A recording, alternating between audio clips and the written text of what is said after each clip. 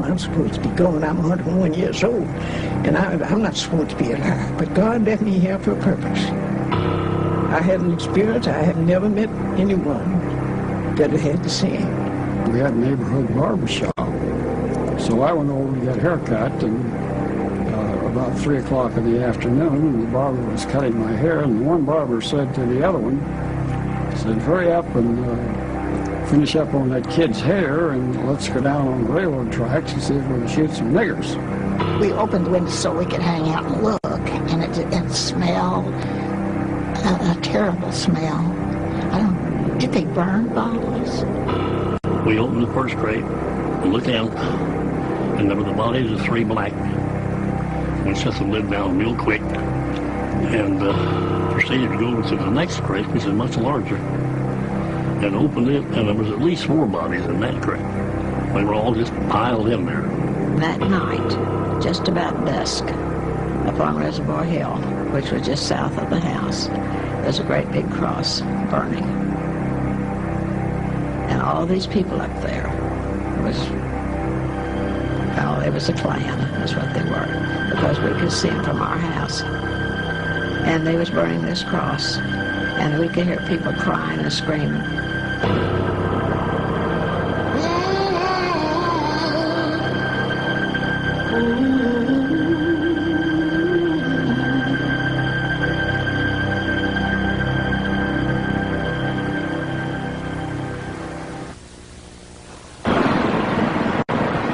At the turn of the 20th century, Tulsa, Oklahoma had the richest per capita wealth of any place on earth. It was dubbed the oil capital of the world, the Magic City, and the City of Dreams.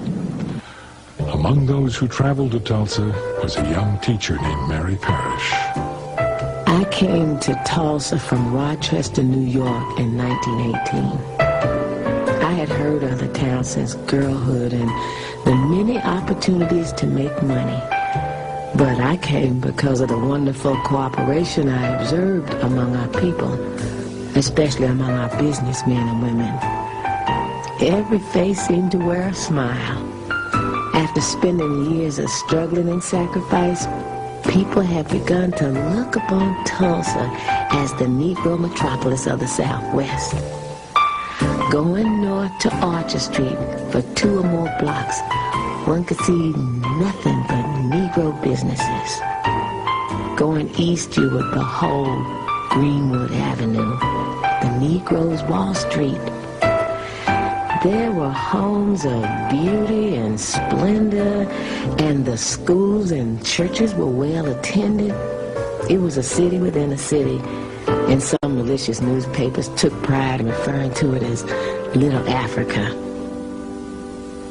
The readings from that time that were racist, inspired by racists, from the National Guard to the Klan controlling the legislature, when he spoke of blacks were to pull themselves up by the bootstraps.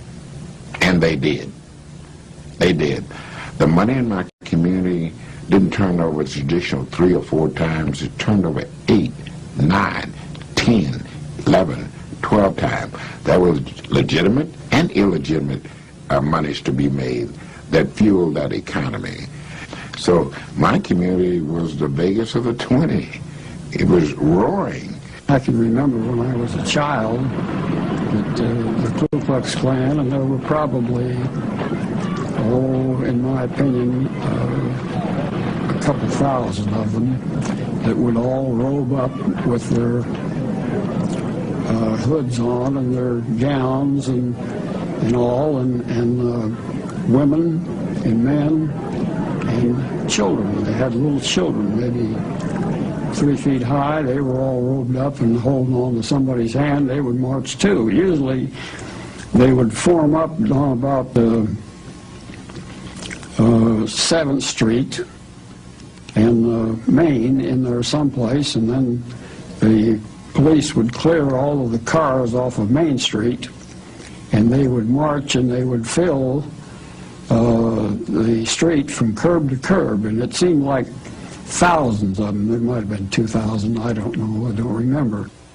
We used to go up and watch the Ku Klux Klan in their rally on top of Standpipe Hill. And they were in their white robes and their pointed cap attire. And we used to just watch them. They had their torches burning and having a meeting. We knew not to get too close to them. The Klan was founded in 1865 to intimidate Southern blacks in the post-Civil War South. The reign of terror lasted 15 years, but as the movement died out, a legend, if not a lie, remained. Aging Civil War veterans told heroic stories of how the Klan had saved the South from domination by Negroes and Northern carpetbaggers. By 1915, there was no Klan in America. 3 months later, an extraordinary event took place that would resurrect the Klan and its legend. The event was the release of a pioneering motion picture, D.W. Griffith's Birth of a Nation. It was based on a best-selling book called The Klansman. In many cases, Klan recruitment ads ran next to movie ads. Birth of a Nation played to 50 million people, approximately half of the population of the United States. It played across Oklahoma with a tremendous run in Tulsa. The Birth of a Nation stimulated the organization of the Ku Klux Klan, which in turn maintained a high profile and stirred up many whites to acts of recrimination and of savagery in this period. When you have thousands of white men coming back from World War I, bringing back Souvenir Lewis, Spandau, and Browning submachine guns, and a variety of other weapons that they brought back from the battlefield. And then they can't find jobs. And the power structure within the city at that time, as was occurring in other cities, would enlist them in the Ku Klux Klan and blame their problems on Jews, African Americans, and Catholics. It was a simple answer to a complex problem for simple people. Meanwhile, they could stand in downtown Tulsa and look at the mansions in Little Africa, in the Black Wall Street, and seethe.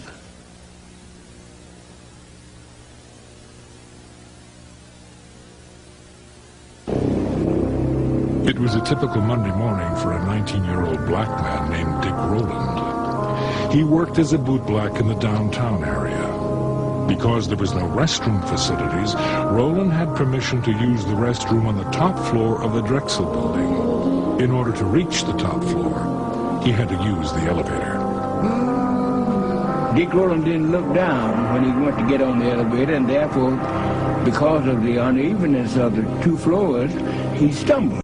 He started to fall, and he reached out to break his fall and touched his operator, and she hollered rape. And so they arrested, the police came and arrested Dick Rowland about 10 o'clock in the morning. And that afternoon, the Tribune came out and told what happened in the Blue Building. And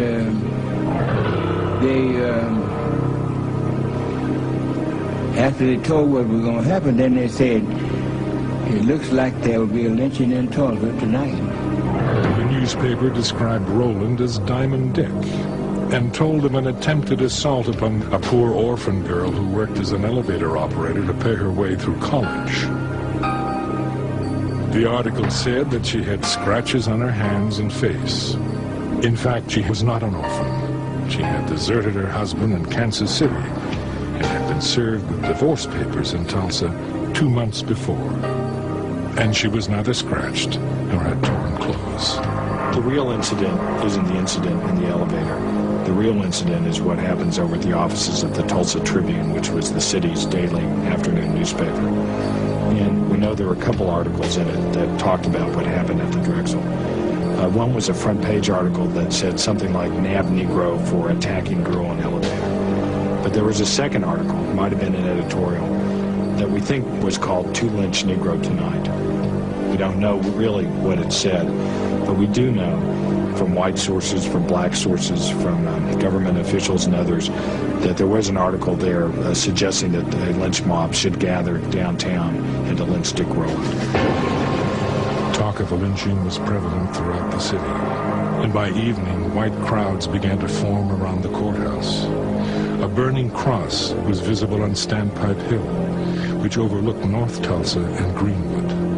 The sheriff took the elevator to the jail, located on the top floor of the courthouse, and set up a barricade.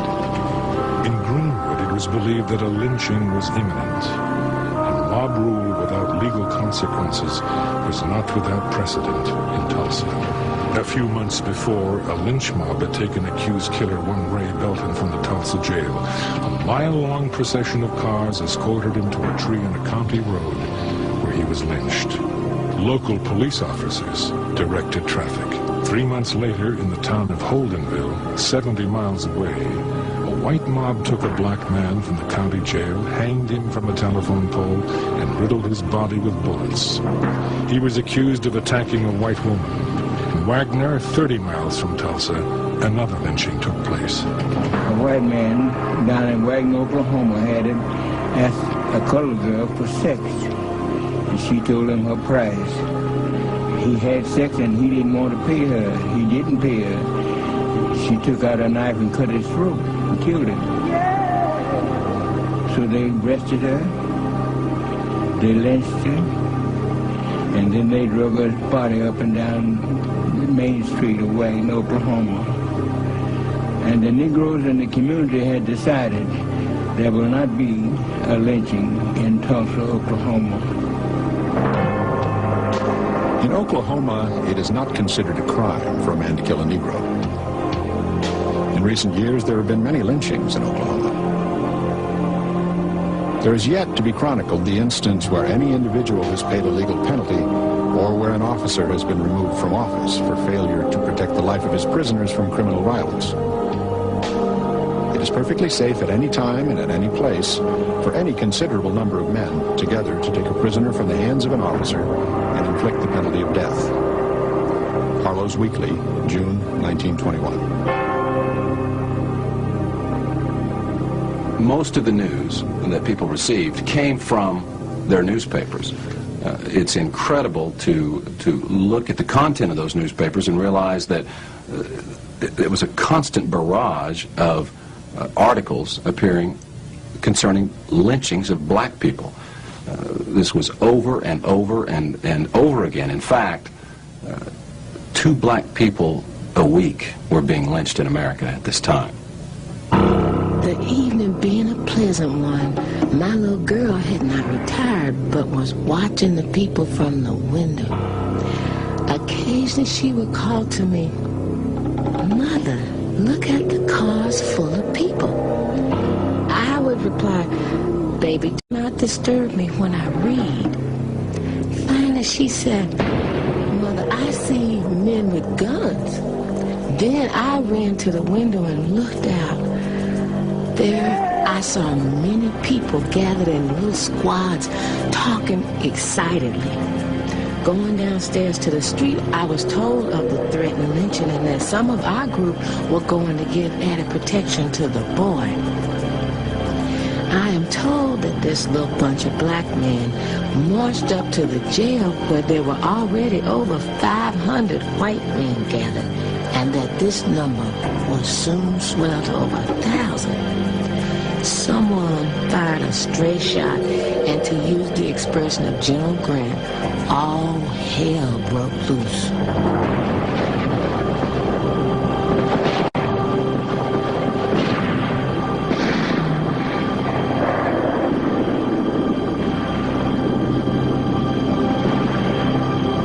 first one was shot on Main Street, right in front of the biggest picture palace. His falling brought the crowd to a halt. They just stood and looked at him. 3 or 4 ambulances clanged down to the place, but the crowd turned on them and showed their guns. One said, "Don't touch the blankety blank." The ambulance workers didn't quite know what to do, so they turned off their engines and just stood there, blocking the street. Then there was a whoop a block away. Some of the Negroes had tried to organize and get their friend. The crowd surged forward, trampling the man on the sidewalk who was about dead. He lay, writhing on the sidewalk under a billboard from which smiled winsomely the face of Mary Pickford, America's sweetheart.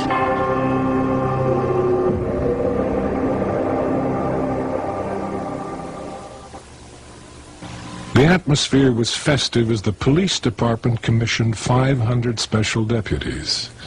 These could best be described as Klan deputies. The only prerequisite was that they must be white. Most were not even asked their names or addresses.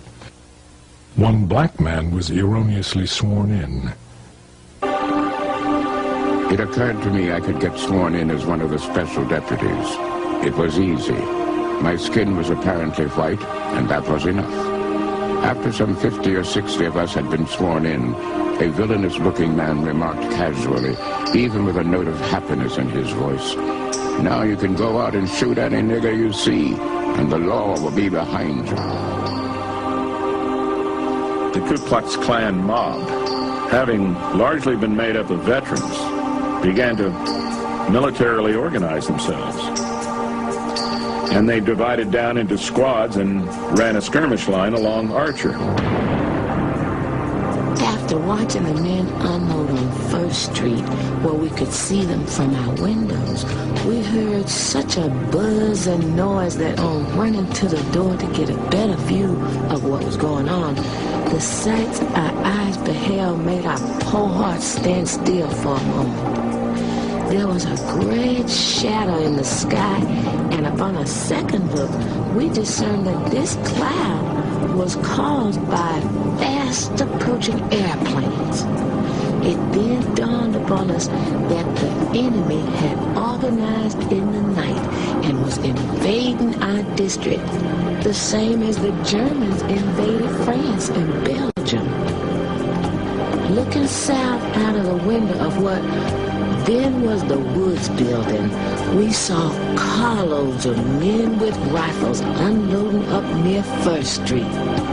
Then the truth dawned upon us that our men were fighting in vain to hold their dear Greenwood, Mary Parish.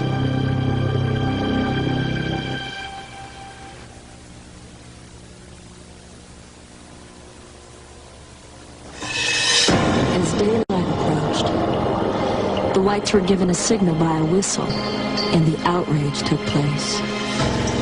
All of this happened while innocent Negroes were slumbering and did not have the least idea they would fall victims to such brutality. At the sound of another whistle, more than a dozen aeroplanes went up and began to drop turpentine balls on the Negro residences, while 5,000 whites with machine guns and other deadly weapons fired in all directions. Negro men, women, and children began making haste to flee to safety, but to no avail, as they were met on all sides with volleys of shot. They were killed in great numbers as they ran trying to flee to safety. Torchlights were used to burn up the Negro settlement, and in the meantime they used large trucks loading up pianos, victrolas, and other articles that were left in the Negro homes. A.H.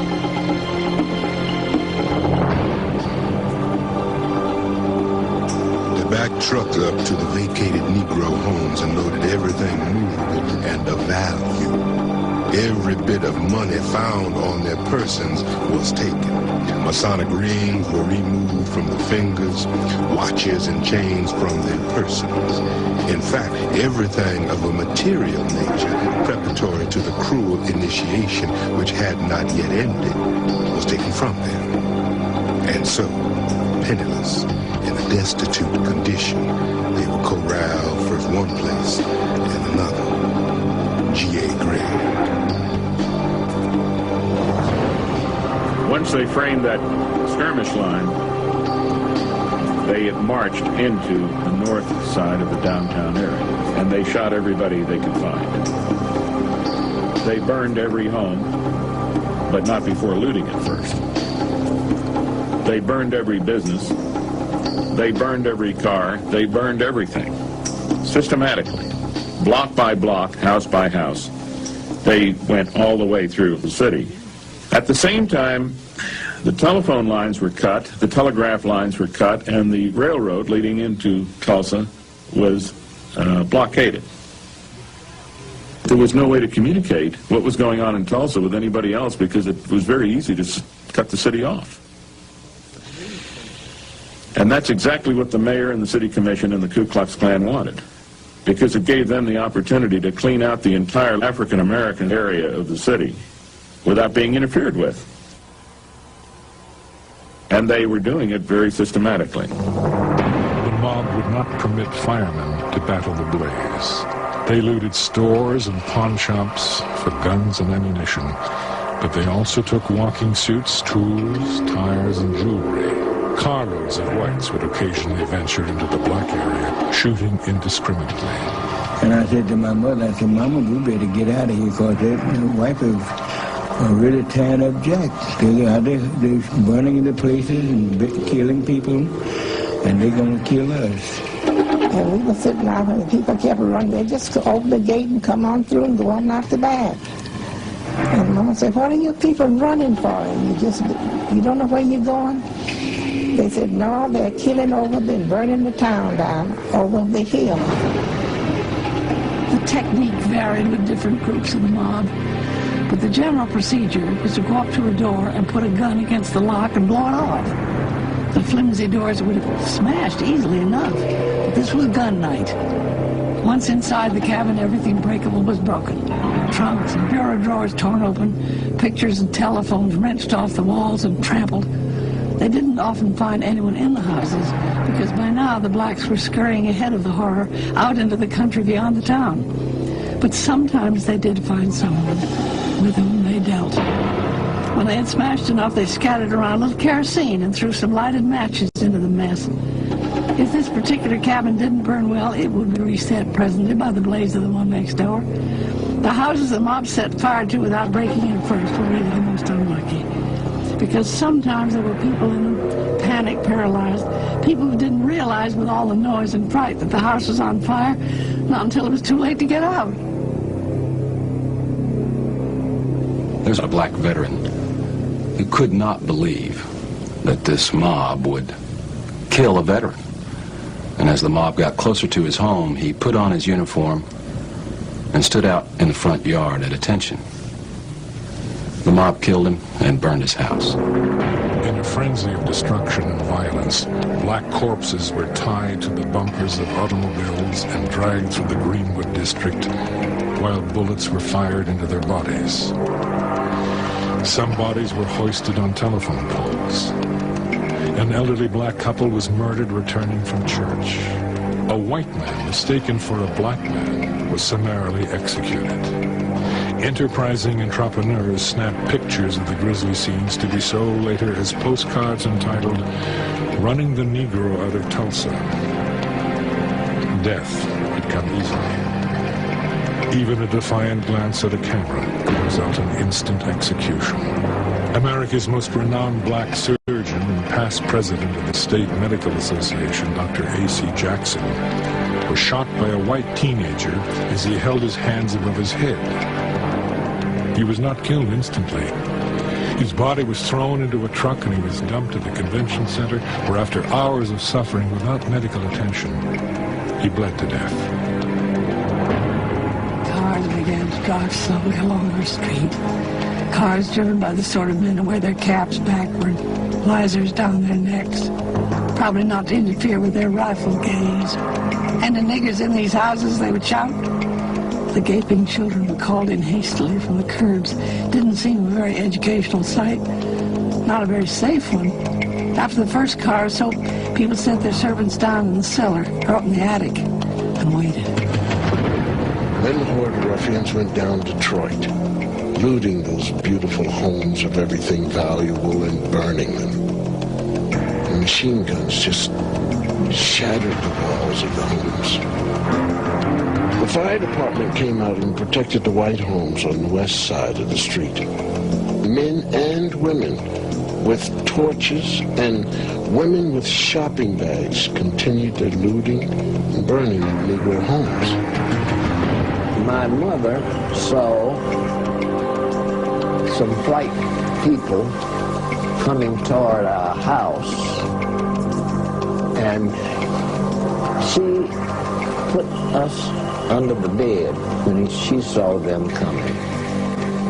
My older sister got under first, and then it was my younger sister, and then my brother, and then they pulled me under the bed. Now, by this time, the people were coming in. They had torches in their hands. We could see their feet from under the bed. And one stepped on my finger. And as I went to scream, my sister put her hand over my mouth. I don't know today as to what would have happened had they heard us under the bed.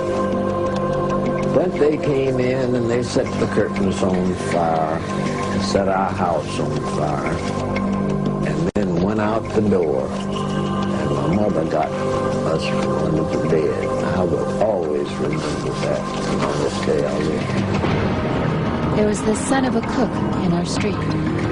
Around 9 o'clock, the man he worked for came and asked for Hattie. He was in a car with some other men. It seemed that the boy thought he ought to get to his job. Before he knew it, he'd been caught in the fighting around the railroad tracks and crawled under a freight car to hide. Someone went in after him and shot him with a pistol. Now that things were quieting down a little, he was lying in the town hall where the militia were assembling the blacks. But his employer was afraid he wouldn't live many more hours. If Hattie wanted to see the boy, he said, he would take her down and look out for her. But she was afraid to go. He couldn't blame her, really. Some of the house Negroes who had allowed themselves to be put in those wandering cars and escorted to the safety of the town hall had been shot at as they drove through the streets. It wasn't the ride an old woman wanted to undertake, even to see her boy alive.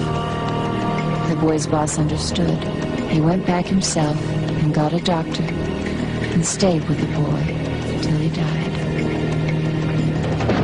The burning of that flesh, you could smell.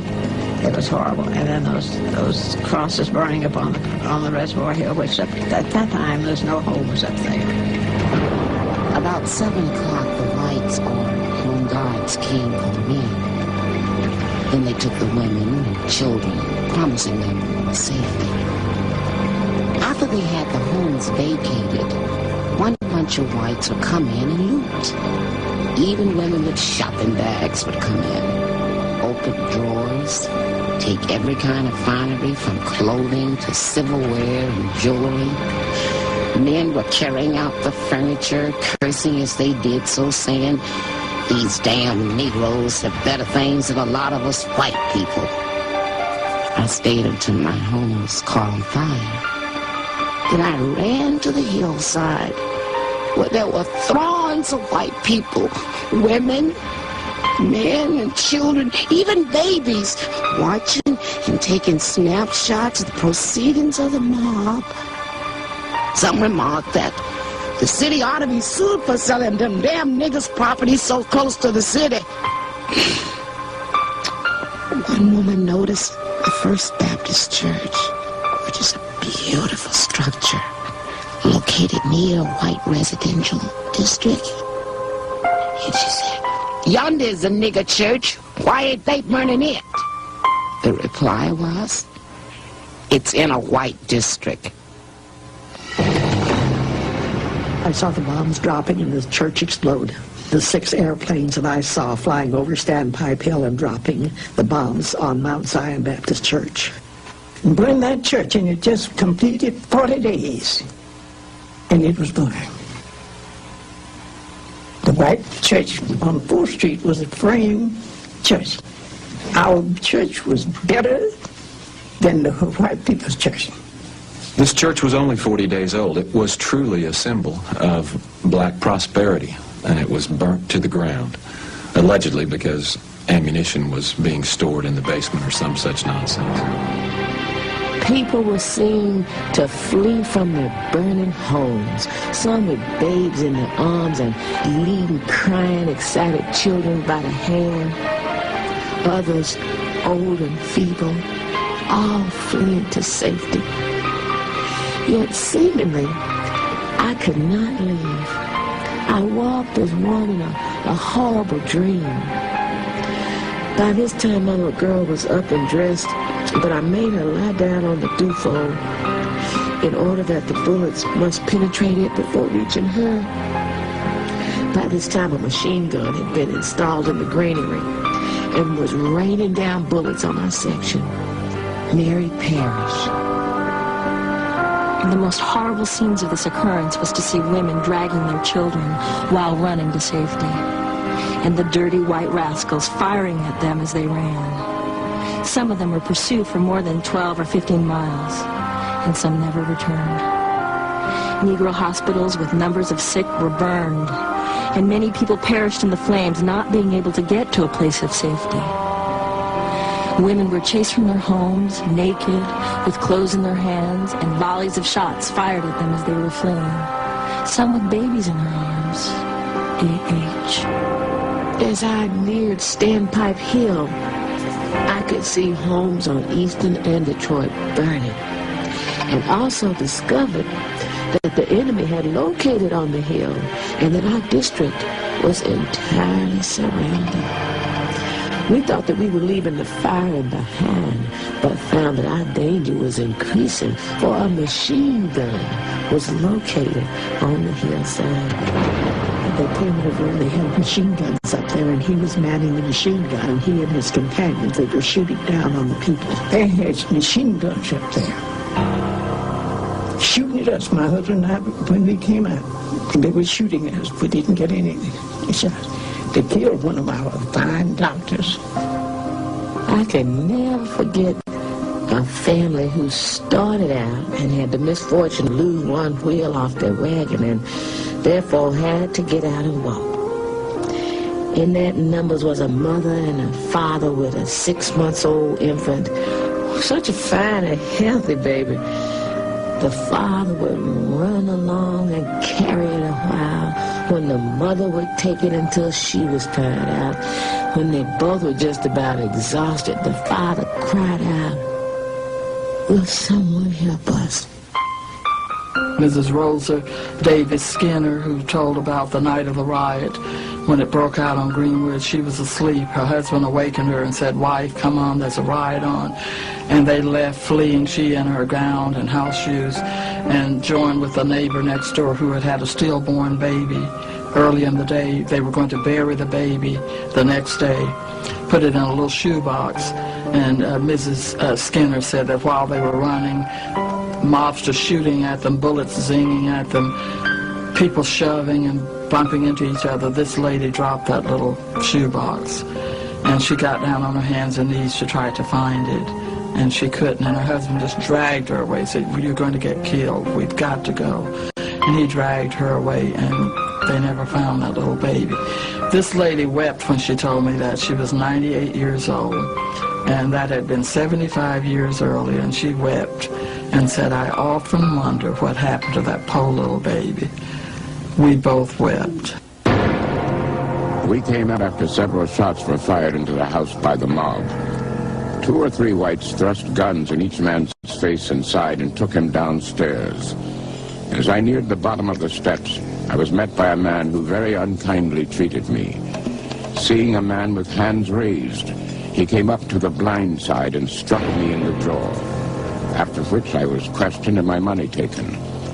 The worst thing of all was being humiliated before little boys between the ages of 12 and 16 years, knowing these youngsters would grow up to try the same thing when they matured that others tried, but with less success, I am hoping. J.C. Latimer. One of the classic photos that comes from the riot is that of a perhaps 15, 16-year-old, probably would be referred to in those days as a hooligan, strutting proudly in front of the camera with the burning and terrible circumstances in the background, puffing a cigar, carrying not one but two firearms. As you look at that picture and you think of what's going on around him, you can't help but hope that he will be taught a lesson about life's justice. The certainty that many blacks had that whites took their furniture, took their clothes, took various other personal possessions, and used them.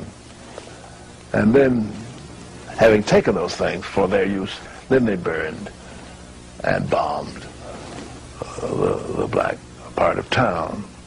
It was a surprise. And they came over here and burned our homes, stole our clothes. Some of our people had to take their own clothes off of white people right here in Tulsa. The heavy air was soaked with the scent of honeysuckle, as extravagant and lavishly unreal as was the gunfire. We've been in this prairie country a year. It proved always surprising. An acrid underhint of burnt powder began to cut through the perfume of the flowers. Tulsa's newspapers described the event as a military adventure. The black people defending their homes were described as the enemy. Gun-toting white men were referred to as riflemen or soldiers, and blacks were termed snipers. The mob, it was called a volunteer army. Blacks with guns were called a mob. Marauding whites were called patrols. At approximately 9:15 a.m., the National Guard troops from Oklahoma City arrived by train. In all my experience, I've never witnessed such a scene. 25,000 whites, armed to the teeth, were ranging through the city in utter and ruthless defiance of every concept of law and righteousness. Motor cars bristling with guns swept through the city, their occupants firing at will. General Charles Barrett. Fanny was our laundress. She lived in Greenwood. An ancient uncle who'd been a messenger in a bank for 20 years. They knew there was trouble, of course, but the mob had missed them so far. Uncle Zach had never been late to the bank, and he trusted white folks. He thought maybe if he put on his uniform and they saw it, he put it on and started out to work. Someone shot him at the corner. Fanny could see him lying there. She didn't dare go out and get him. The mob was so close. As North Tulsa burned and its citizens murdered and arrested, the Guard set up camp and began to prepare a breakfast. When a local citizen urged the commander to take some action to save property and lives, he was arrested. Martial law was declared at 11:29 a.m. The Ku Klux Klan, realizing that they were now up against an organized military force, withdrew out of the area and dissipated back into their neighborhoods. It was very much like a guerrilla operation where you could no longer tell who were the combatants because they weren't wearing uniforms, and now they were part of the civilian society.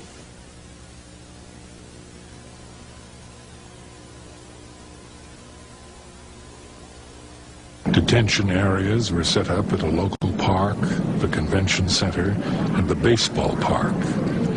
Every African American had to fill out and carry an identification card, which had to be signed by a white employer and approved by a local official. If approved, the prisoner was given a ribbon that he or she had to wear.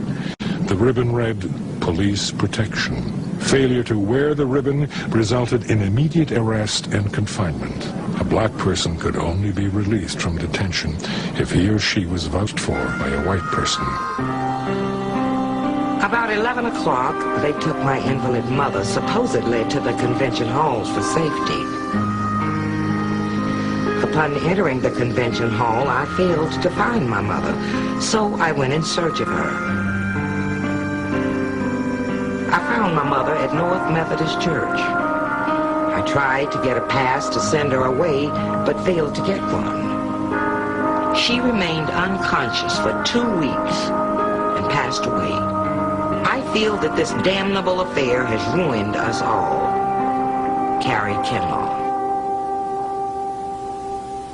We hadn't heard from my father. And although I was 6 years old, I remember quite well the anxiety that all of us felt. Where's my daddy? Where's my husband? Mother would say, and so forth. And so we had a period of agonizing waiting, and that was an awful, awful experience. And it was several days, I don't know how many, in the absence of telephones and radios and that sort of thing. We didn't know. We had no way of finding out. And so after what seemed to have been an endless period of time, we received a letter from my father saying that he was all right. He told us that he had been in detention at Convention Hall, and that he had nothing except what he had on his back. The prisoners, mostly women and children and the elderly, were marched through the streets with their hands above their heads. The stress, heat, and exertion resulted in the rise of premature births. Before the day was over, every black person in the city was killed, wounded, arrested, or placed in confinement.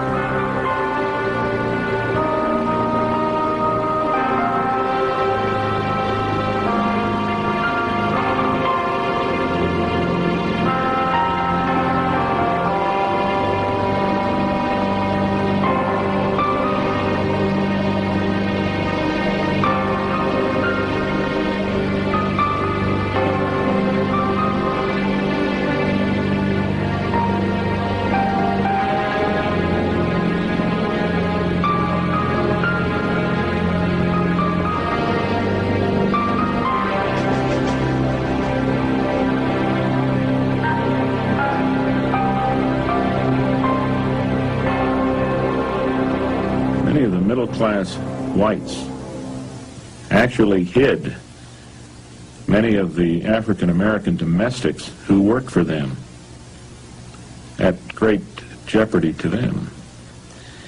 If a white family during that riot had been found to have hidden an African-American,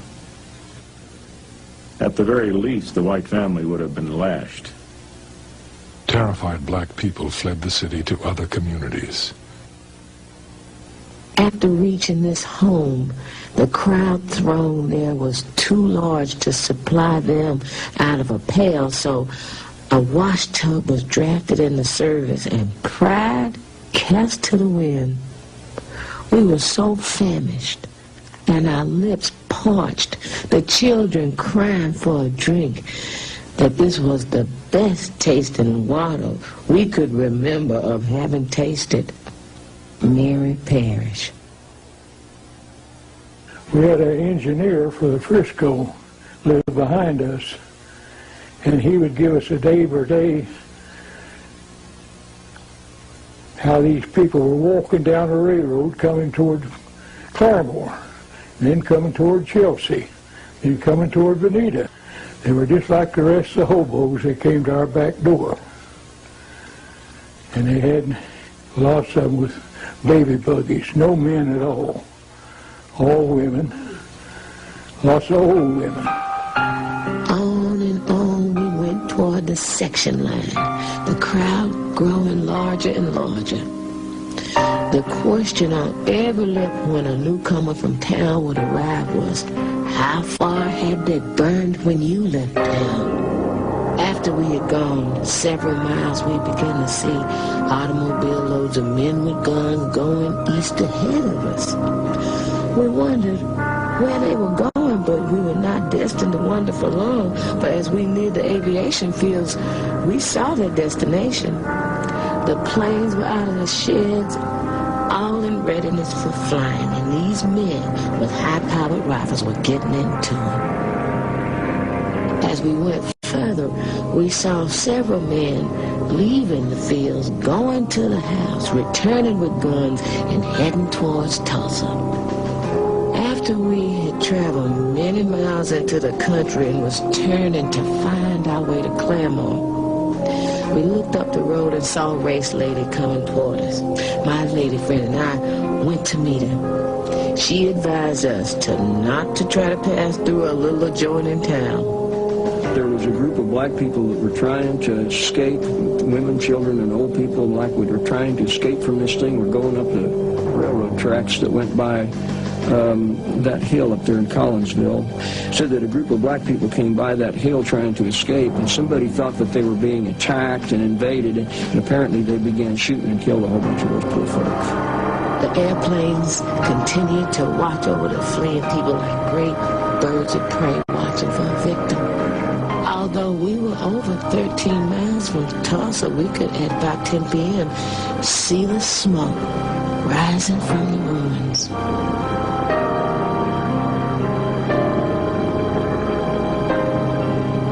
The next morning, we were informed that Greenwood had been burned. It was then that I shed my first tears. A truck arrived for us about 9 o'clock, and we started for Tulsa. We did not enter through our section, but we were brought through the white section. Can you imagine the humiliation of coming in like that, with many doors thrown open, watching you pass? Some with pity, and others with smiles. And when a bunch of the colored folks that they were marching down Elgin, I would see them coming, and I'd kept my BB gun under the front porch at that time, and I would run down and grab the BB gun and stick the barrel out through the lattice work and pop the National Guardsmen. And of course, they'd bounce like this and look around, and of course, I was careful enough that I wasn't going to hit anybody in the head or anything like that. These two brothers, the youngest two, they were kind of smart alecky, and they thought, you know, they'd stir up a riot or stink or something. And I can remember standing behind them and crying when my dad just hauled off and backhanded one of them in the back of the head because he was going to take a gun. And he wasn't going to shoot at the people, he was going to shoot up in the air. And I remember my crying and saying, begging him not to do it. And my dad, you know, was telling me he wasn't going to do that to those people. They was only trying to get away themselves. Soon we reached the Black District, which was so beautiful and prosperous looking when we left. There we found to be piles of bricks, ashes, and twisted iron representing years of toil and savings. We were horror-stricken, but could not shed a tear. At that hour, we mistrusted every person having a white face or blue eyes.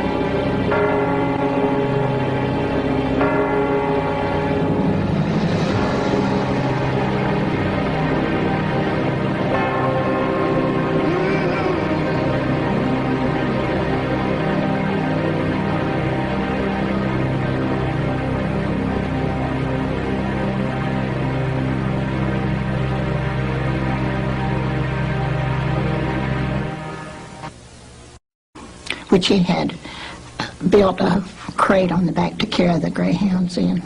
And he took that crate off when he left the greyhounds, wherever it was he left them, at some kennel or other, and just had a plain pickup truck. And the police saw his truck, and they told him to haul bodies, dead bodies, to wherever they were taking them. I don't know where they took them. And I saw these 2 truckloads of bodies, dead bodies. They were Negroes with their arms and legs sticking out, you know, through the slats. And it frightened me so, but I kept thinking of them in terms of dolls. On the top of the very, very top of the pile of bodies was a little boy just about my age, and his head flipped over like that. And he looked at me, his mouth was open, and he was in brown pants and a blue shirt, and just looked like he'd been frightened to death. And so I screamed, and Jesse came in, but by that time the 2 trucks had passed on. After black Tulsans were incarcerated, curiosity seekers, looters, and souvenir hunters casually strolled through the smoldering ruins. Well, I had a friend, a girlfriend, and one day after the riot had subsided, or possibly was still, they were still protecting and giving the colored people sanctuary. Well, she came out and she had a package of spearmint gum, Wrigley spearmint gum. And perhaps there were 40 or 50 packages of gum in a little square box, about so square, maybe 2 inches deep. And she was passing the gum out to all the kids in the neighborhood. And of course we asked, where did you get it? And she said, oh, Daddy got it over in Niggertown, which was a clear indication that white people looted the colored people over in the Greenwood area. When they doubted about it, of course, we didn't think anything about it. We just took the gum and chewed it. Martial law was less than benevolent. Field Order Number 3 prohibited the holding of funerals at churches. But in reality, this prohibition pertained to black funerals only. White funerals went on as usual. Overnight, these people had nothing. And they had to start over again. A person who had office and clients or patients or customers had nothing. And the people that were his clients and or their clients and patients and customers had nothing. And so it was extremely difficult for them to get on their feet. It was pathetic when you think about it. Out all of our 7 years, that's when I said, my husband and I lost more than anybody in North Tulsa because we lost 7 years of our earning in one night. And we had altogether 10 different business places for rent. Today I'm paying rent.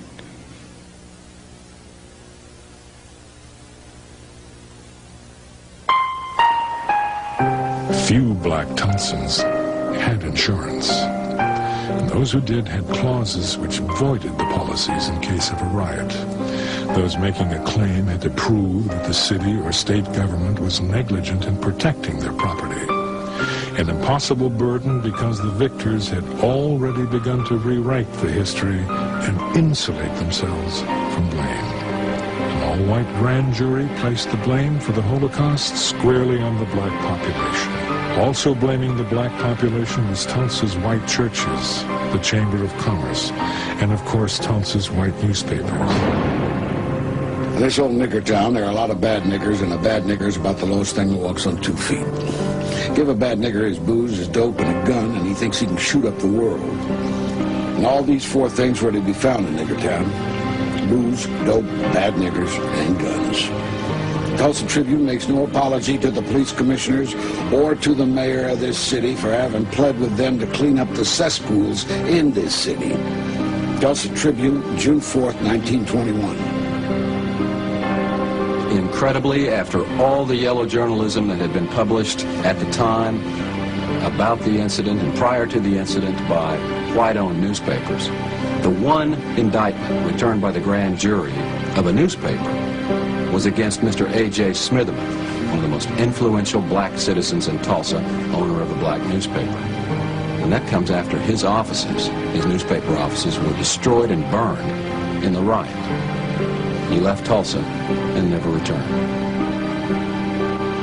Cities across America offered assistance, but Tulsa officials turned down all the offers under the guise of handling the problems themselves. From a 10-room and basement modern brick home, I'm now living in my coal barn. From a 5-chair enamel barber shop with 4 workmen and a porter to a razor strap and a folding chair on the sidewalk. Didn't have one thing left and never received a dime. Up until this day, they never. And it ought to be added in order that it will be made pay. Even the children have suffered. Our children have suffered because their parents lost everything they had, and the children weren't able to get along, and they were doing fine. The Red Cross took donations and performed an admirable job with little help from government officials. Returning to the Red Cross headquarters, I found rows of women, men, and children waiting their turn to receive clothing, such as was obtainable. And the thing that I could not understand was why these innocent people who were helpless as babes were placed under guard. Nevertheless, heavily armed guards were all around the building. Some were kind and manly. Others were beasts dressed in uniforms. I went upstairs into the clothing room in a quest of a change of clothing for my little girl. Having worked hard always for an independent living, thereby being able to have what I wanted within reason, this was wormwood and gall to me. Just to be standing around waiting to get a change of second-hand clothing. But what could I do? What we had on was soiled. They being all we had, and I was not yet permitted to go to town and purchase more. The primary rooms of the Booker Washington School were converted into an emergency hospital.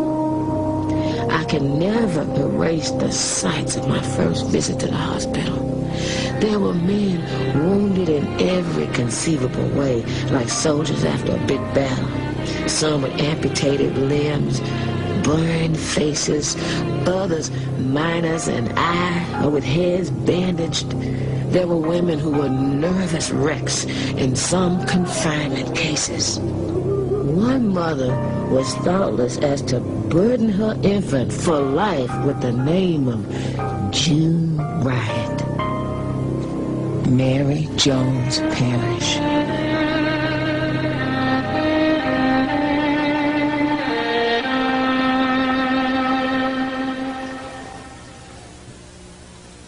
$1,400 claims were made by black citizens for their losses during this riot. Not one, not a single claim was ever paid any of these black citizens for their losses. But there was a claim paid to a white store owner for his loss of guns and ammunition that was used by white rioters. Now you have to ask yourself, what's wrong with this picture? Many humorous instances might be cited of claims presented by innocent bystanders for the payment of doctor bills. Now, all such claims were originally investigated, and many were turned down for the reasons that it could not be shown that the wounded parties were innocent bystanders or persons in the employ of the city or the county for guard purposes. Quite early in the fall, a claim for a $55,000 doctor bill was presented by a young white man for a gunshot wound treatment. The claim was of the innocent bystander kind. After lengthy explanation on the part of the claimant as to how the injury was incurred, but after his admission that he was not employed by the city or county, the Red Cross record keeper confronted him with a full-size photograph of the same young man in the middle of the riot district with a shotgun over his shoulder and a high-powered rifle in his hand. Although he did not deny the identity, he has not been seen at the Red Cross office since. After this experience, No further claims have been made by innocent bystanders. Mr. Maurice Willows, Director of Red Cross Relief. A tent city was constructed to house refugees. Embarrassed city officials, white newspapers, the clergy, and the Chamber of Commerce perpetuated the myth that white Tulsa had an outpouring of aid into the devastated black community. In fact, just the opposite was true. With homes looted, homes and stores burned to ashes, with sick, aged, and enfeebled carried out or left to perish in the flames, mothers giving birth to children in the open, herded, guarded, and corralled like prisoners of war. And before the smoke of 1,000 homes had blown away, the trembling and homeless learned that the city fathers had passed an ordinance making it forever impossible for them, in their destitute condition, to go back and rebuild on their home place. G.A. Gregg. The city council, or commissioners, passed an ordinance that there could be no construction in the city of Tulsa that was not fireproof. Now, with people absolutely without any resources, it was impossible for them to conform to any requirement that they rebuild only fireproof structures. And my father said, you build, if they arrest you, I'll get you out of jail, you can go on building. And my dad had challenged the constitutionality of that city ordinance. And the Supreme Court of the state of Oklahoma declared that ordinance unconstitutional as being a frivolous piece of legislation designed to keep blacks down. With their hearts bleeding, their homes, and all of the relics that make the memories of life's past sustaining, with shocking realization that their families are broken and scattered and fearing the mob, with trembly, weak, hungry, and hungerless bodies compelled to be in the stalls of the fairgrounds under a heavy, cruel guard who greets them with harsh orders and vulgar language, while suffering all this and more. The mayor, commissioners, the real estate exchange, the welfare board are like those who crucified Christ, casted lots for the Negro's hard-earned land. G.A. Gregg. Not only was the area declared a fire zone, which effectively was designed to prevent it from being rebuilt, but then amazingly, just incredibly, the city fathers put the land up for sale. For the Reconstruction Committee appointed by the mayor and city commissioners June 14th, Tulsa extends a welcoming hand to wholesale houses and industrial plants, which are to be located on the trackage property in Little Africa, swept by fire, and which is now within the city fire limits, restricted to the erection of fire-resisting buildings. The committee also expressed a sentiment in favor of using a part of the burned area for a Union Station whenever such a project is ready for consideration by the railroads entering Tulsa. Tulsa World, June 15th, 1921. In order to help people get in touch with their loved ones who were anxious to hear from them, Mr. Theo Bowman, the Oklahoma Sun, succeeded in getting out a little daily paper. Each day he would post these lists. Each day people sat under the tent and watched for these lists as well as the lists of dead in the big dailies. The dead were so quickly disposed of on that night and day until it was impossible to ever get an exact record of the dead and wounded. A cousin and I decided to go visit somebody, and we passed down by the cemetery there at Levens and Lewis, the old Oak Lawn Cemetery. As we went down Levens Street, we saw a bunch of men working, digging a pit, evidently, and we noticed a bunch of wooden crates lying around. So we were very curious about it, so we went in to have a look. And we walked up to the first crate, and we were unnoticed by the men.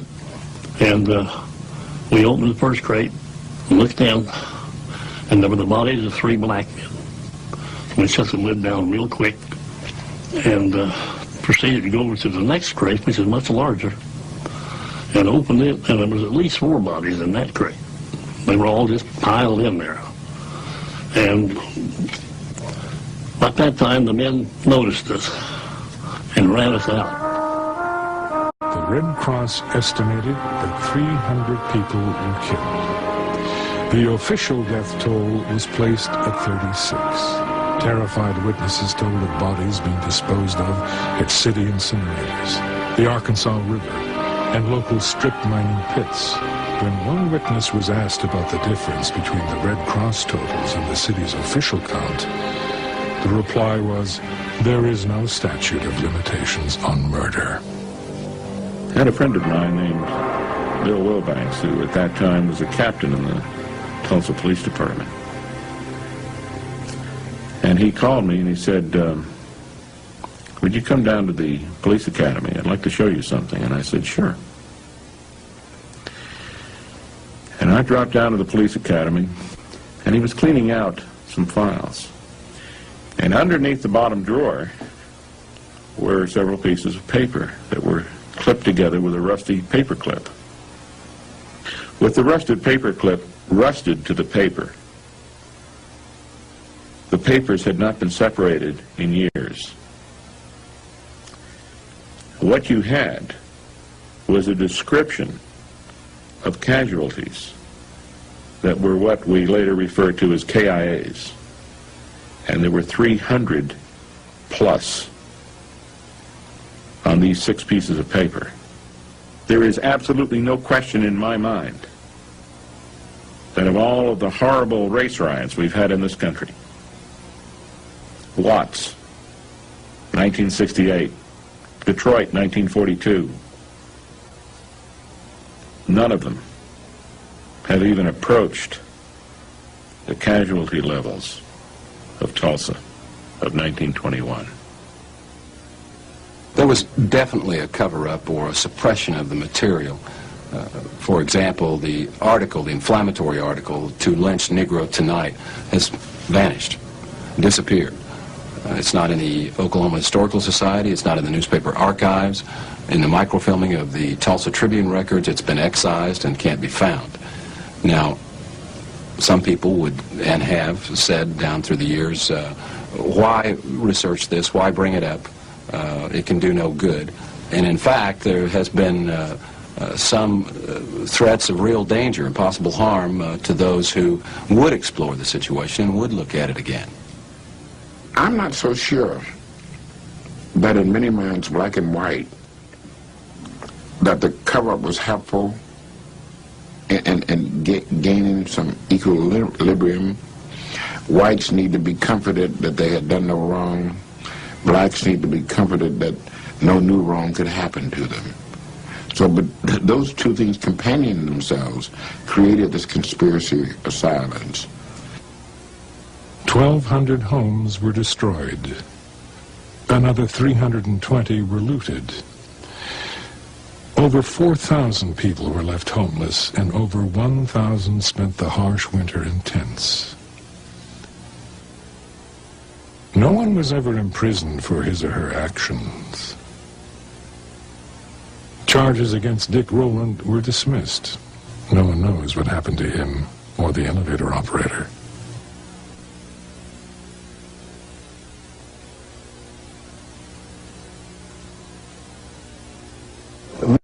Would travel to Europe and see the ruins of Athens and the ruins of Rome.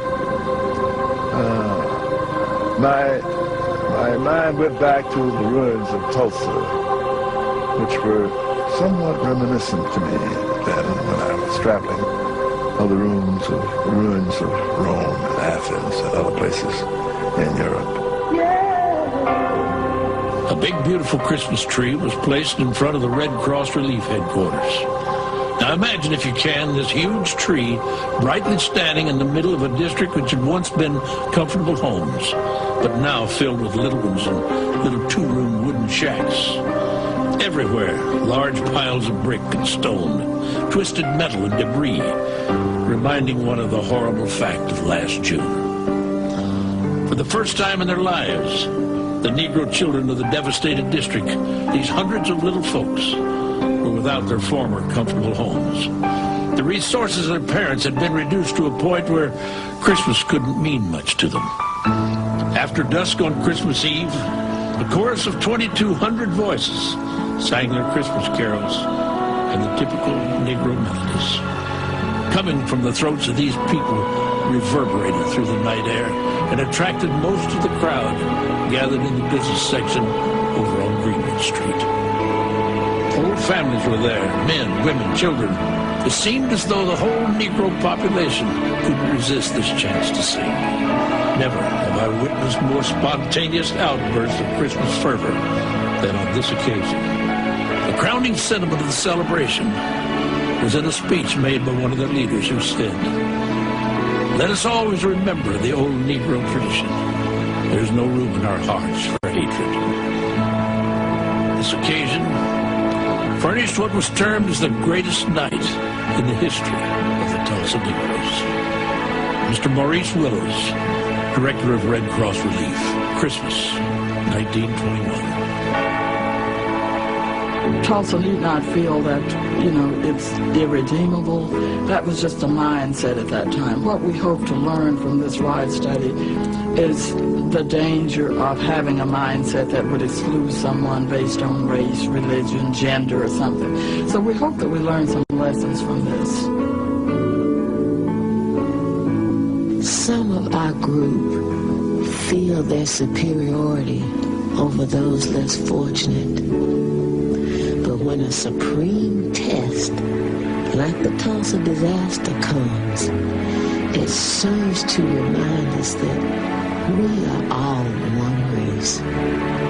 That human fiends like those who had full sway on June 1st have no respect of person. Every Negro was accorded the same treatment, regardless of his education or other advantages. A Negro was a Negro on that day and was forced to march for blocks with his hands up that day. It should teach us to remember that we cannot rise higher than our weakest brother. My name is Mary Parrish.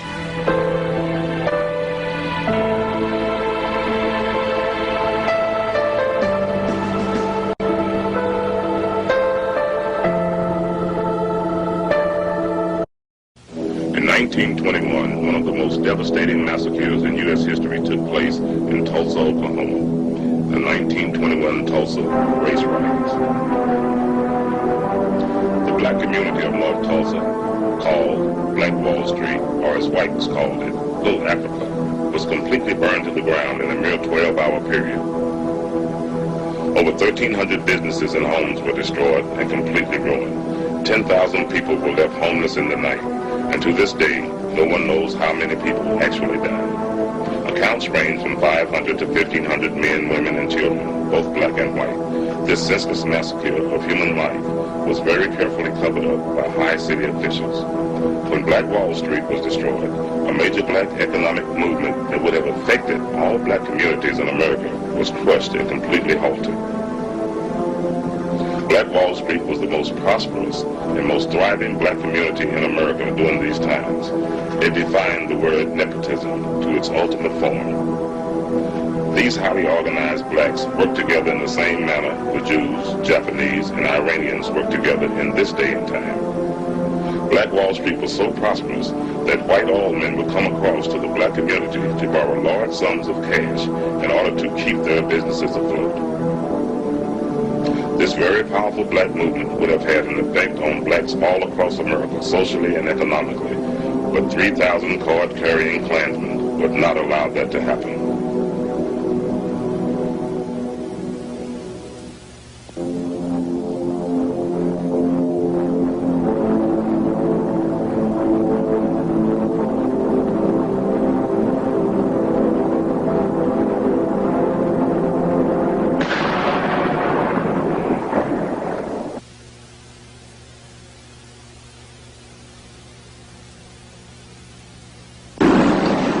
about to witness will astound you. It will most likely affect you very deeply, no matter what race, creed, or color you are. And just maybe, this film will make us all take a second look at our fellow man and not hate him or her because of the color of their skin.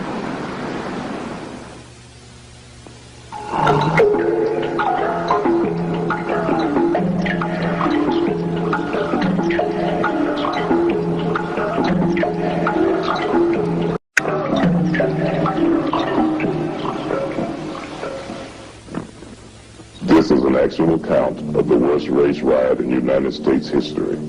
It's not a pretty story, and it's not being told for its shock value or to reopen old wounds.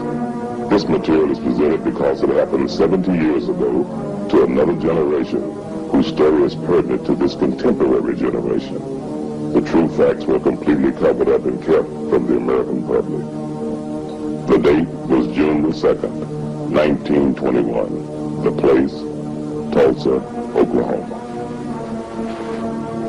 After the bombing, the Tulsa World headline read, "Dead, estimated at 100. City, quiet."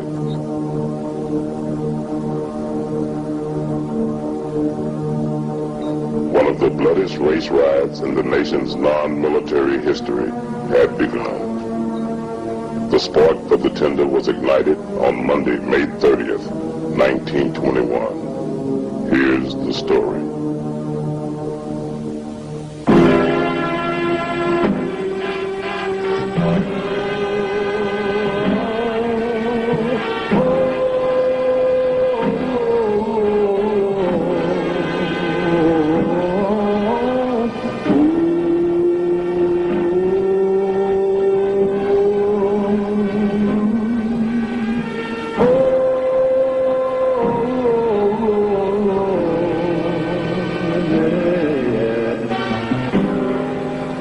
I know a place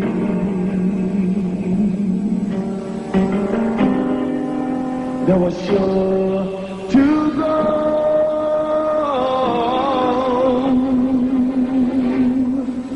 Now moving slow,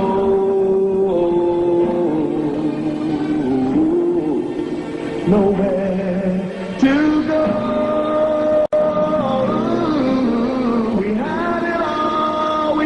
The fall for every righteous cause for our life.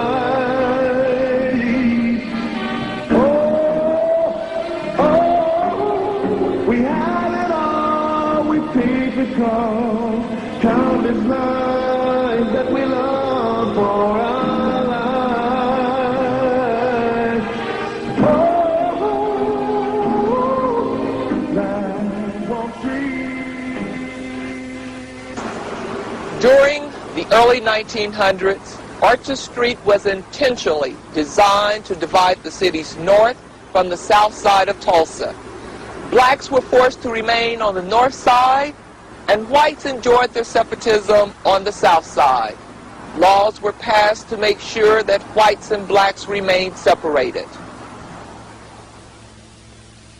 Anybody who wishes for the good old days probably doesn't remember what the good old days were really like.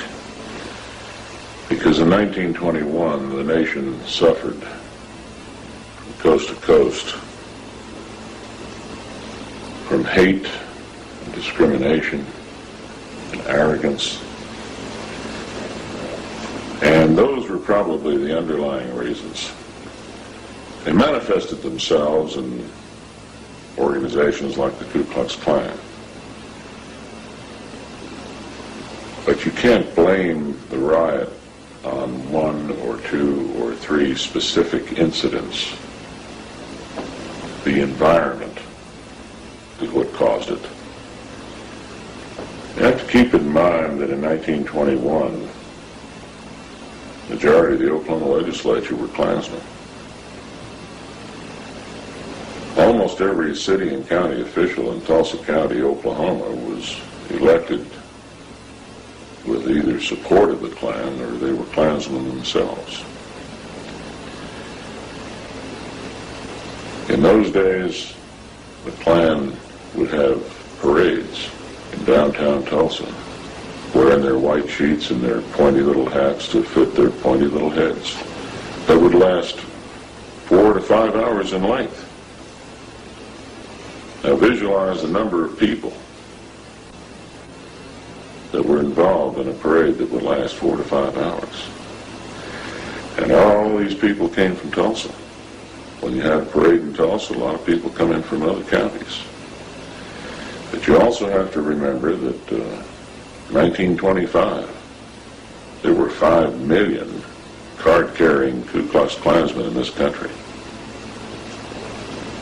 So what was going on in Tulsa was probably the same thing was going on in an awful lot of other cities. And if the riot hadn't happened in Tulsa, it probably would have happened someplace else. The difference between Tulsa and some other city is that we know how bad it got. And where we've gone since then has been a mark of our progress.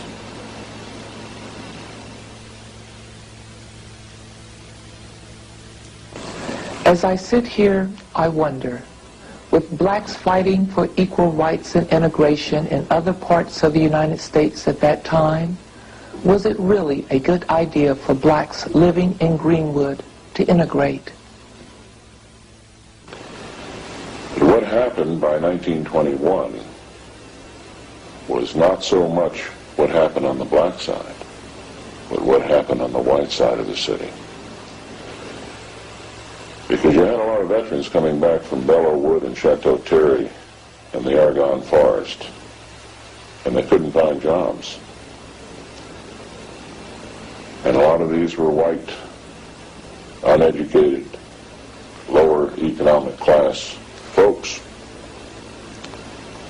And when they came back to Tulsa, the Klan milked that resentment that they held for those black, prosperous businessmen.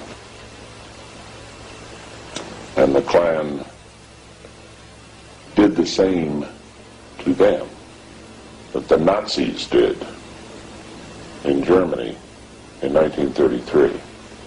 As a matter of fact, it's kind of interesting. You can make an analogy here that is historically profound. We had a microcosmic experience with the Nazis. The Nazis in Germany in 1933 blamed the Jews, and they persecuted the Jews, and they segregated the Jews, and they created ghettos for the Jews. And that's how they built their power, but they built their power on the disenfranchised and the disenchanted Germans.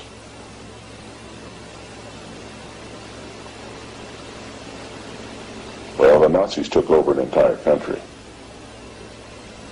The Ku Klux Klan, in this case,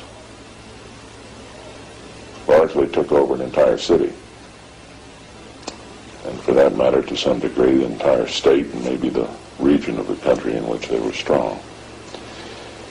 But they played on the hate and the fear and the envy and the jealousy of many of these whites who had felt that the country owed them something because they had fought in World War I. And here you have blacks who possibly didn't fight in World War I and were very prosperous. And you had the seeds for that kind of conflict economically. Now socially, you had a different situation. Oklahoma is a very unique state in the sense that it's the only state in the Union that was settled the way it was. This was Indian territory. It wasn't even a southern state in the Civil War.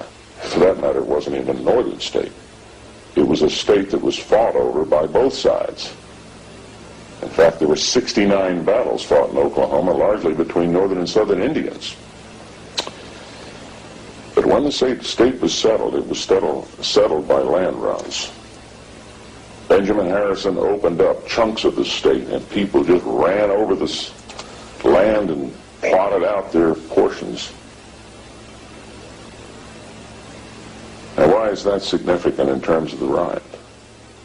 It's it's significant because an awful lot of those folks that made those land runs were Southerners whose farms and lands and plantations had been burned by Sherman and the Union Army when they went through the South. They had no homes left, so they came west. And when they made those land runs, they brought in Southern culture with them.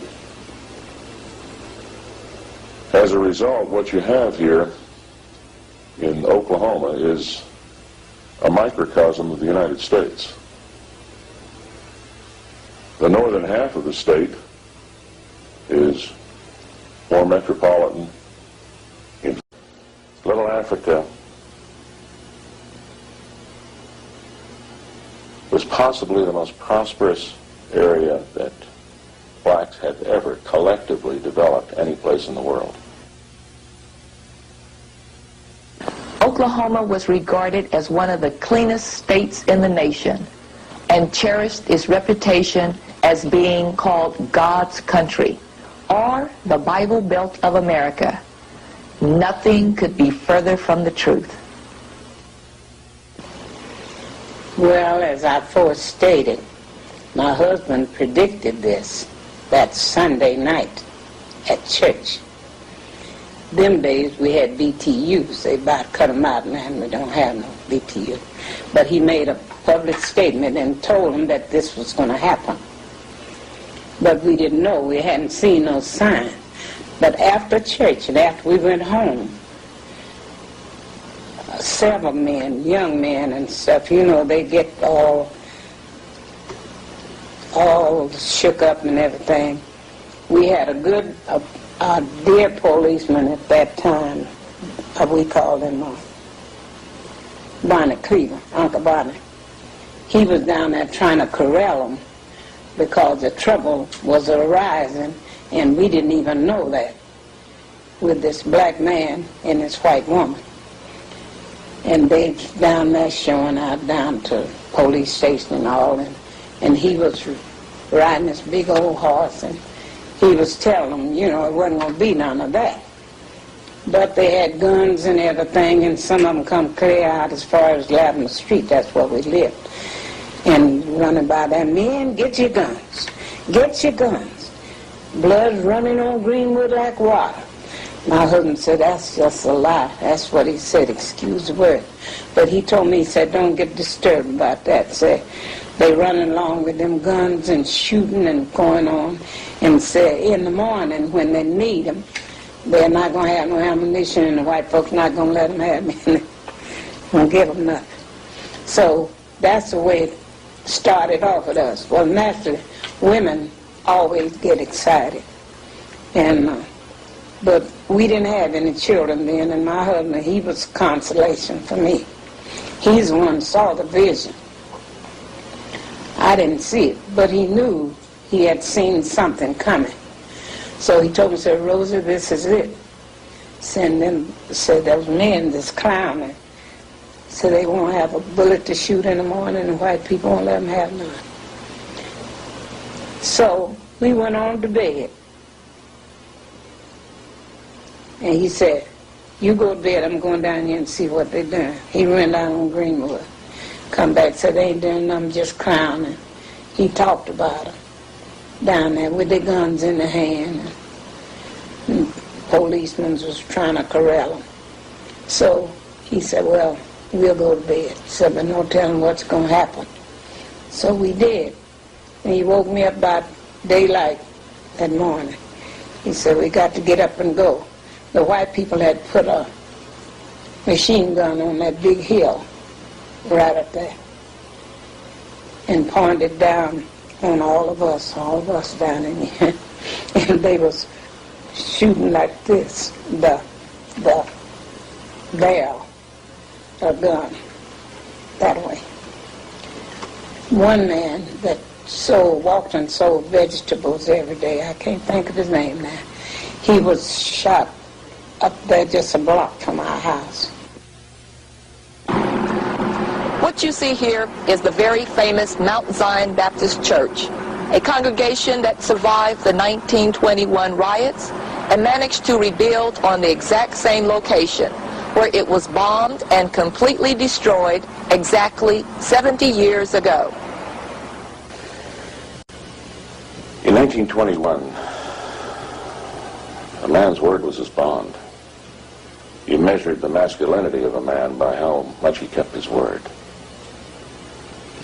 The congregation of the Mount Zion Baptist Church sticks in my mind because the year before the riot, the black congregation took out a 20-year mortgage and built this brand new church.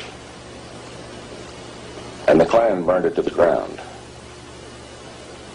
But instead of running out on their mortgage, instead of telling the bank, you're just going to have to take your losses, that congregation took out another 20-year mortgage and paid off both mortgages simultaneously. That's character. There were other heroes too. Many of the whites in the southern part of the city had black employees, and those employees had become almost extensions of their family. In fact, a lot of Tulsans were raised by black domestic employees. And when the riot erupted, many of those families hid those blacks in their basement at great jeopardy to themselves, because if the Klan had ever found out that a white had hidden a black in their basement, the white family would have been persecuted, if not horsewhipped. Probably the two most singular heroes out of the riot was the Tulsa County Sheriff and the Tulsa County Black Deputy Sheriff. Willard McCullough was the Tulsa County Sheriff at that time, and he was the only sheriff in the whole state that had black deputies. His chief black deputy was Barney Cleaver. And you got to keep in mind, when that riot erupted around Tulsa County Courthouse, there weren't more than maybe a dozen deputies in that building. And Willard McCullough stood on the south steps of the Tulsa County Courthouse and told a mob of several thousand Ku Klux Klansmen who were heavily armed that he was not going to release Dick Rowland. Barney Cleaver stood on the north steps of the county courthouse and told the black crowd that they weren't going to release Dick Rowland. Well, you put yourself in the position of a white county sheriff in a southern state in 1921, facing several thousand Ku Klux Klansmen, and you don't have more than maybe a dozen deputies to back you up. And Barney Cleaver's on the north side of the courthouse telling a black crowd the same thing. I don't know much about Barney Cleaver or Willard McCullough before or since then, but I can tell you this. On May 31st, 1921, they became, maybe earned the right, to become world-class cops. My husband told me, said, we got to go.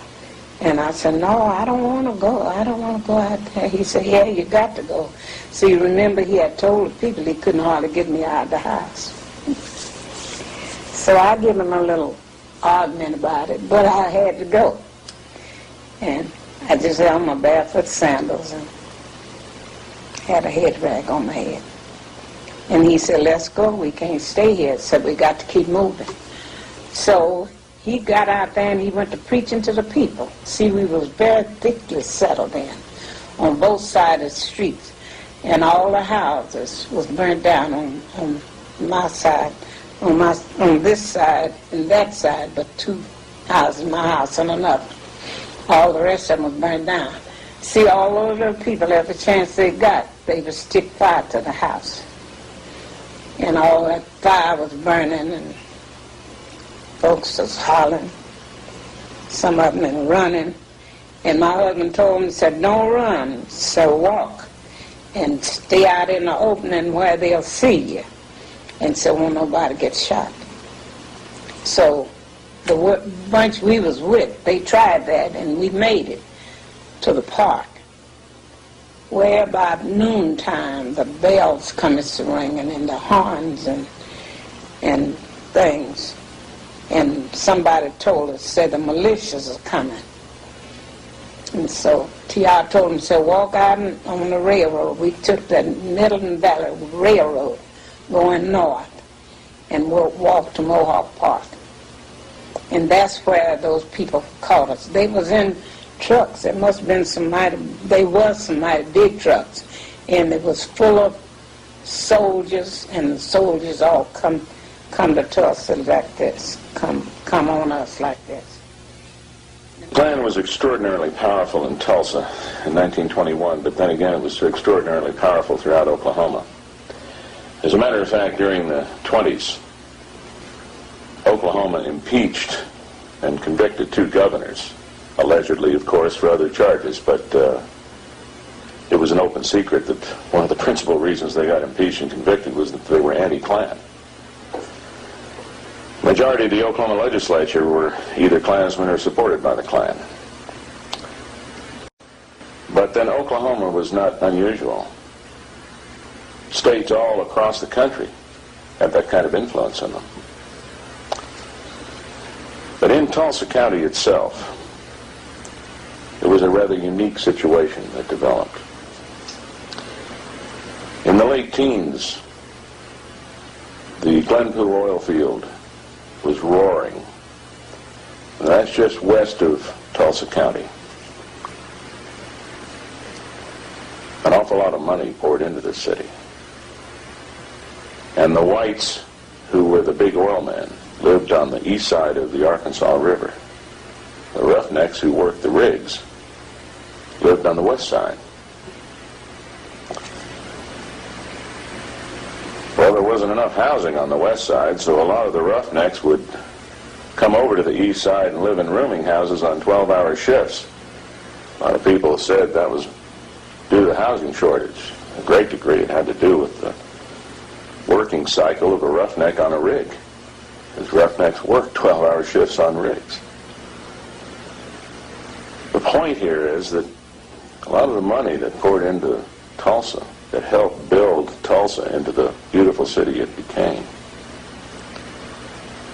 was also poured into the Ku Klux Klan.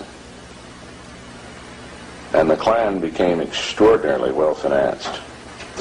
With that sound financing that they received from those oil men who were sympathetic to the Klan and who were, in fact, effectively manipulating the lower white economic classes to their own benefit,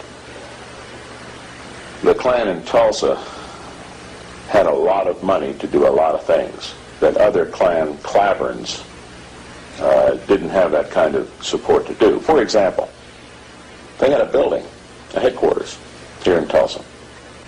It was called Beano Hall. Now, what did Beano stand for? It stood for Beano Jew, Beano nigger, Beano Catholic. I think it's ironic that Beano Hall eventually evolved into a pig barn before it was finally torn down. The Ku Klux Klan was real big on providing character guidance, attitude adjustment, and behavior modification on anybody they disagreed with. Not only including blacks, but whites who they regarded as violating their standards.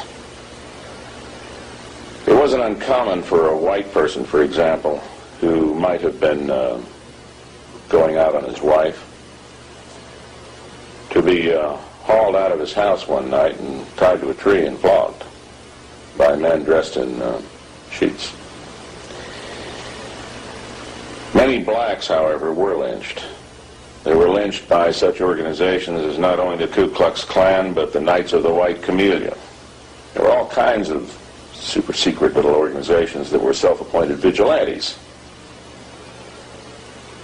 As a matter of fact, the Justice Department itself created the American Protective League during World War I and made it function under the FBI, which at that time was not the FBI we know today. It was a politicized FBI. But the American Protective League was largely an organization of volunteer civilian white men designed to ferret out any individuals of Germanic descent in Tulsa County and watch them to see if they conducted any espionage or pro-Kaiser activities during World War I. The American Protective League was formally disbanded after World War I, but that will give you an idea of the kind of mentality that existed then. But to address your question, yes, there were lynchings. And to give you an example, several weeks before the Tulsa riot, in Wagner, which is a small town east of Tulsa, a black man had been arrested on a minor charge and incarcerated in the Wagner County Jail. And that night, the sheriff, or the guard or deputy, whoever was responsible for the jail, conveniently went out to get a sandwich, just as a crowd of people dressed in white robes entered the jail, took the man out, put a noose around his neck, wrapped the other end of the rope around the bumper of a Model T Ford, and dragged him down the middle of Wagner Main Street. And that sort of thing didn't just happen in Oklahoma. That sort of thing happened across the country. There were many lynchings before the riot, and I'm sorry to say there were many lynchings after the riot. But there weren't any lynchings in Tulsa County after the riot that I'm aware of. The men come throwing away the guns, holes in the tracks. Every time I think about the men throwing them guns away, I laugh about it. As bad as it was, they was just throwing them away. They didn't want them white men to see them with no guns. So they about 3 or 4 trucks of them. All them soldiers, they fell out there. So we're not going to hurt you, we're not going to hurt you. And the men just throw them guns away and everything. Well, the next order they got was to bring some food out there, because we had left home without eating. And the first thing they brought out was just bare boxes of milk and loaves of bread. And my husband got in line like he had some children. He got us 2 loaves and 2 quarts of milk. I've been telling everybody I didn't like sweet milk, but I drank sweet milk. I drank sweet milk that morning with all these. And later on in the evening, they brought us another snack. Pork and beans was in the bunch, you might imagine. And then they got us word, all the women and children, they wanted to see us at a certain place. And we filled up there. They took all the women and children to this big place.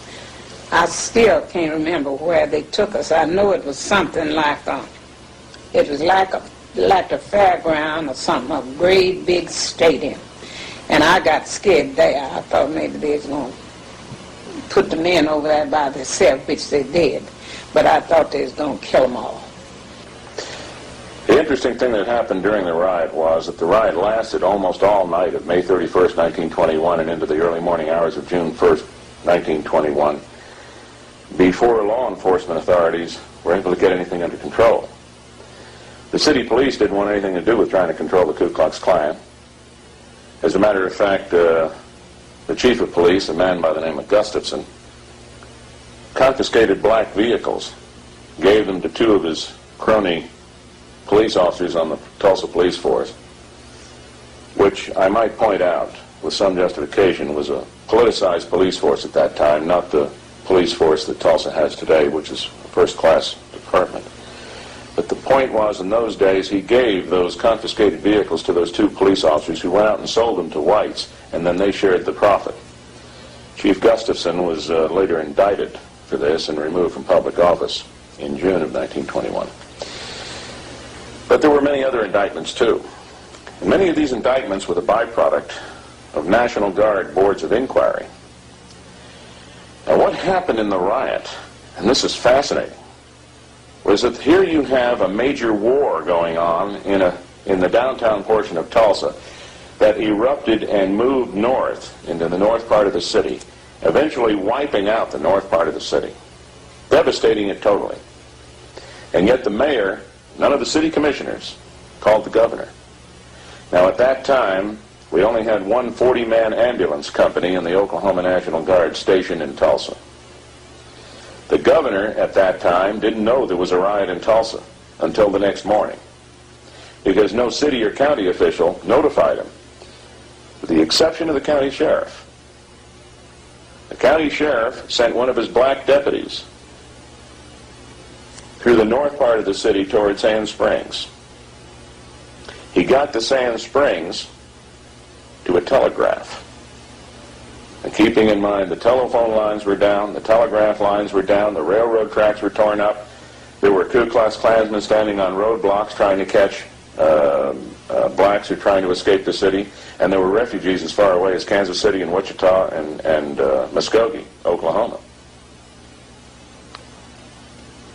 That deputy got to that telegraph and telegraphed the governor on behalf of the county sheriff that there was a riot in Tulsa and law and order had broken down. J. Robertson, who was governor at the time, sent the adjutant general, who is the top military officer in the National Guard in Oklahoma, to Tulsa. The adjutant general arrived and immediately sized up the situation as being exactly what the governor had been told by that deputy.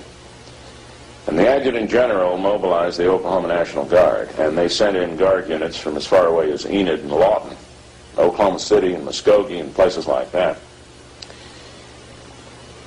And a lot of people attribute the troops that arrived were federal troops. They weren't federal troops. Federal troops were never deployed here. This was the Oklahoma National Guard that came in.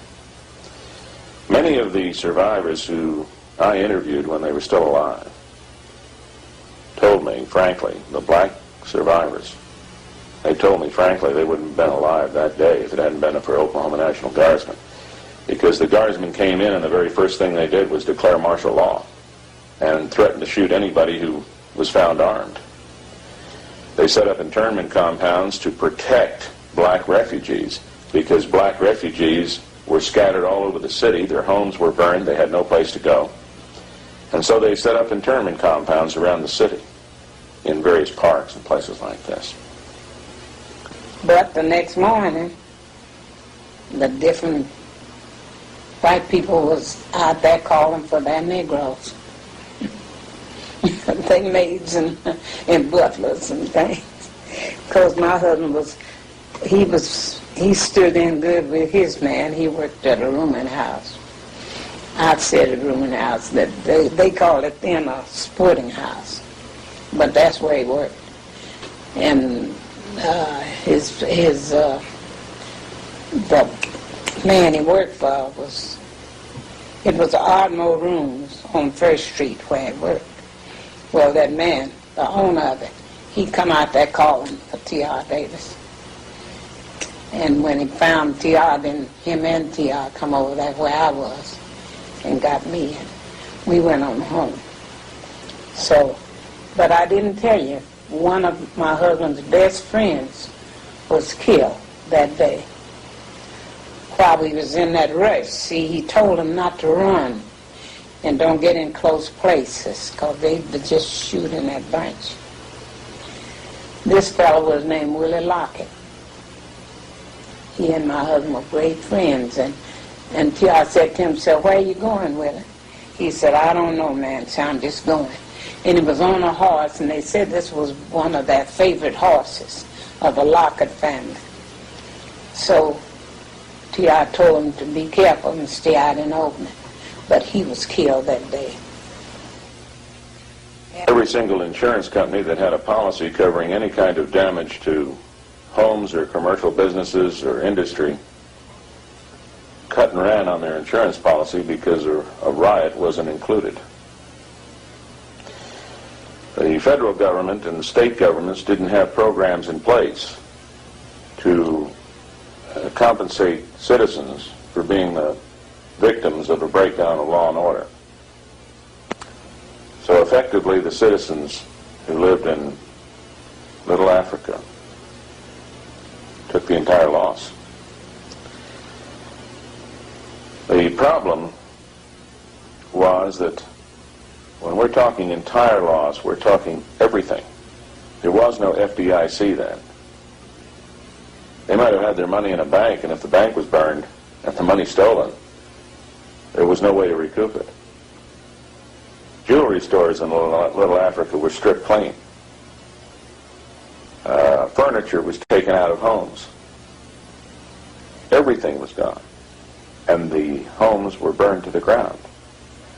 So when we're talking about refugees, we're talking about refugees that had nothing left except what they carried on their back. Yes, it was a good friend of mine. She and her husband, they gave birth to a little baby that night, and you know, I guess they didn't have nothing to put it in because there wasn't no conveniences. They put it in a shoebox,